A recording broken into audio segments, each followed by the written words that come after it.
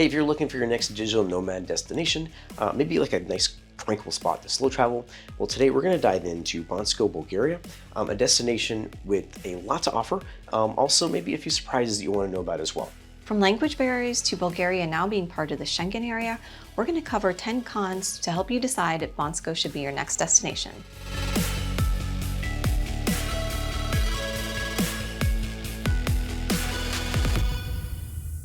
Hi, we're Joel and Michelle. We're the Wandering Hartz, and we're helping you live a more abundant life by traveling abroad.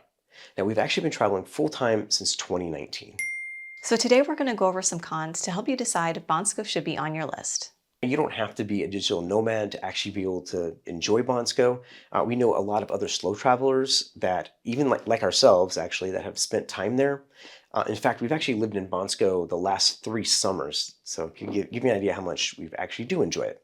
And just a quick disclaimer, this is our opinion and based on our experience of living in Bansko. And in this case, we're actually creating content for our website and our YouTube channel. So this means that you might have a different experience than we do, or even as the locals or expats that actually live there. Before we get into the cons for Bansko, we'd love for you to sign up to our newsletter. We send it out weekly and it's full of slow travel tips, living abroad, and also practical travel tips. You can scan the QR code on the screen and we promise it's worth it. So let's get into the cons of Bansko. And first up is the language barrier. So English isn't widely spoken outside of the tourist areas, so it might make it a little bit harder to communicate. We found that basic knowledge of Bulgarian sayings can help out a lot. And then there are a few simple words that you can use. The Bulgarians tend to use merci for thank you and also ciao. So that's a small tip for you if you're in Bansko. And then also don't forget to use your Google Translate. Next up is the Cyrillic written language. So that might be kind of difficult for a lot of people to read. If you're not familiar with the alphabet, it can make finding businesses and locations a little bit trickier. However, we found that actually a lot of menus and signs are in English in Old Town in Bansko, so that does help out a lot. Next up is seasonal tourism. So if you watched our pros video, you know that Bansko is a well-known ski destination for most of Europe. And that means prices actually do go up quite a bit in the winter. And it also can mean that the city gets really busy. So just keep that in mind. If you're looking for a spot that's a little bit more quiet, you might want to visit in the summer. And that brings us to business seasonality. So some of the businesses we've found operate seasonally, so that means fewer options during the off-peak times. So we found that grocery stores even close up in the gondola area in the summer, so you won't have as many options as you do down in the main part of Bansko. So let's talk about co-working costs. So Bansko is known as a digital nomad hub, so there's a lot of remote workers there, and for the co-working costs, they're actually quite expensive when you compare it to the relative affordability of the country. Most of the co-works that we found are somewhere between $150 to $200 a month, which we think is priced more for digital nomads with Western incomes. We're creating a hub filled with resources, guides, and exclusive content just for our members, all aimed at making your journey into the slow travel lifestyle as smooth and enjoyable as possible. So another con is the limited public transportation.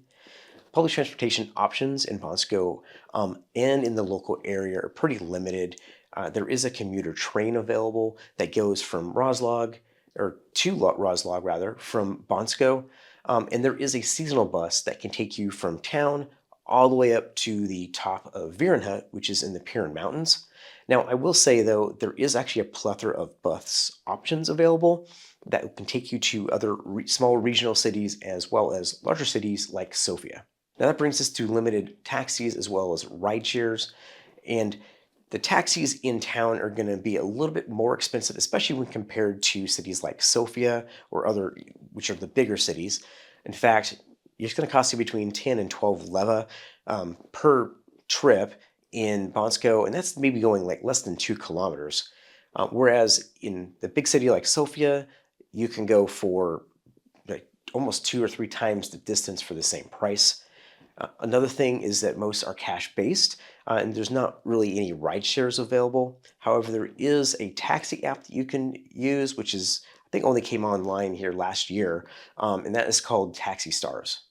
Another con is how far away you are from like a major airport. The closest one is Sofia, and that's going to be between 2.5 and 3 hours drive. You can also fly into Thessaloniki Airport in Greece. But to do that, you're basically going to have to take a bus or a really expensive taxi, and that's still going to take you 3.5 to 4 hours to get there from Thessaloniki to Bansko. Healthcare options are also kind of limited in Bansko. You basically have the nearest hospital, which is in Roslav, which isn't very far. It's 15, maybe 10 or 15 minutes away. But it's really kind of best for just like your basic services. If you've got anything that's more emergency related, beyond like a broken arm or something like that from skiing, you're going to have to go to Sofia, which is again about 2.5 to 3 hours away. And finally, probably the biggest drawback of all, and this is a new one, and that is the fact that Bulgaria is now in the Schengen area.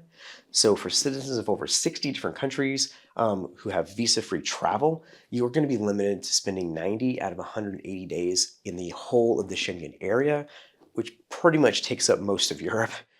And of course, that's going to be a big drawback, especially for slow travelers, because as you know, as we travel slowly, we end up spending 1 to 3 months just in one country. So that does limit your options. If you're going to go to Europe and you're trying to travel through Europe, you're going to have to like figure out how to bounce in and out of the Schengen zone in order to maximize your time there. We can actually check out some videos that we've got about that on the channel as well. So overall, there's a few challenges that should be considered if you are deciding if Bansko is right for you, such as the language barrier, being in the Schengen area, and also limited public transportation. However, if you do decide to add Bansko to your destination list, we actually have created a Bansko Quick Start Guide that will basically provide you all of the practical information that you need to settle in quickly and also confidently. Everything from pre-arrival tips to navigating town and even finding some of the best places. We've got you covered so you can maximize your time in Bansko from day one. You can scan the QR code or use the link below to get it. Have you been to Bansko and you think that we missed something? Well, share your thoughtful suggestions in the comments below. And to learn more about Bansko from our personal experience, you can head over to our website, wanderinghartz.com, or also check out more of our videos. We have spent the last 3 summers there, so we've got lots of content for you to check out. If this episode has helped you, make sure you give it a like and subscribe to our channel if you haven't already done so. Happy wandering! Happy wandering!